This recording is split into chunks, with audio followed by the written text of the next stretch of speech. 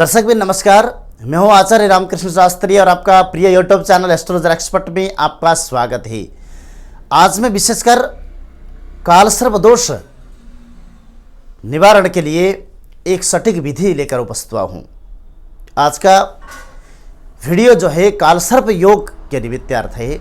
विशेषकर कुंडली के अंदर कालसर्प योग अथवा कालसर्प दोष दो प्रकार की संज्ञाएं के साथ में कालसर्प योग अथवा कालसर्प दोष 12 प्रकार के होते हैं, मतलब 12 प्रकार के होते हैं। उनमें से भी एक कालसर्प दोष और एक कालसर्प योग होता है। योग हो अथवा दोष हो, दोनों का पूजन कराना आवश्यक होता है, क्योंकि ये चीज किसी सहारे के आधार पर चलने वाली योग अथवा दोष होते हैं। इसलिए इन चीजों का निवारण अवश्य कराना होता है। अगर कालसर्प योग है कुंडली के अंदर तो पूजन कराए, कालसर्प दोष है तो उसकी शांति कराएं। यह समझने के लिए एक आपको सटीक अथवा सहज एक विधि है, और आप किसी एस्ट्रोलॉजर के पास जाकर इस चीज के बारे में जानकारी ले सकते हैं कि कुंडली में दोष अथवा योग है।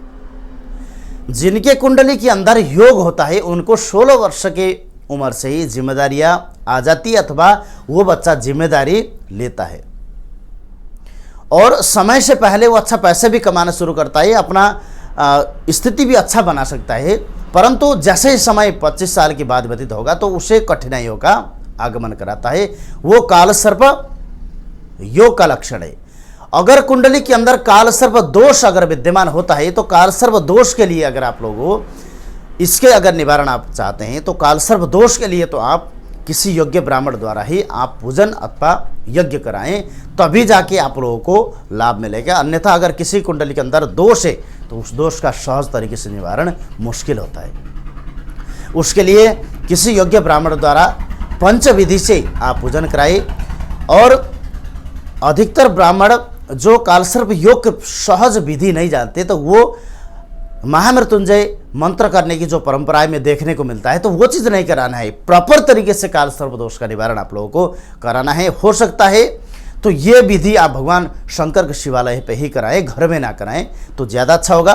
तो कालसर्प योग 12 प्रकार के होते हैं। तो 12 प्रकार के कालसर्प के निवारण के अलग अलग विधि अथवा अलग अलग रीति होते हैं। तो इसको सहज तरीके से आप लोगों को जानकारी लेकर आप आगे बढ़ें।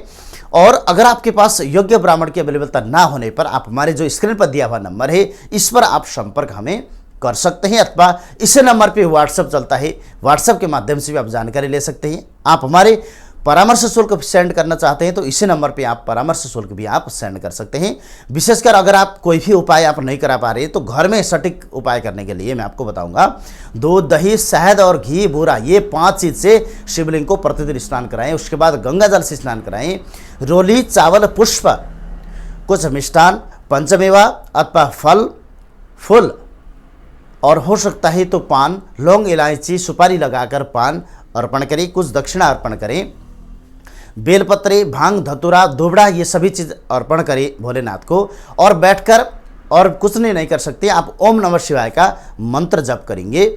और हो सकता है तो आप किसी ब्राह्मण द्वारा 1-2 जो मंत्र होता है वो मंत्र भी आप ले सकते हैं, अथवा हमारे जो डिस्क्रिप्शन पर दिया हुआ मंत्र है इसको अगर आप शुद्ध तरीके से उच्चारण कर सकते हैं तो शुद्ध तरीके से आप उच्चारण करके इस मंत्र करने से भी आपको जो कालसर्प योग का दूषितपन है, कालसर्प योग के कारण आपको ज़्यादा समस्या उत्पन्न हो रहा है, कालसर्प दोष आपकी कुंडली के अंदर दिन प्रतिदिन कठिनाइयाँ प्रवेश करा रहा है, तो उसके लिए आपको छुटकारा मिल जाएगा। इसलिए आप इस मंत्र का जाप करेंगे। दूसरा, कालसर्प दोष अगर कुंडली में है तो किसी योग्य ब्राह्मण द्वारा ही अगर आप निवारण करेंगे तो आपके जीवन में जल्दी ही खुशहाली का आगमन हो सकता है। हरिओम।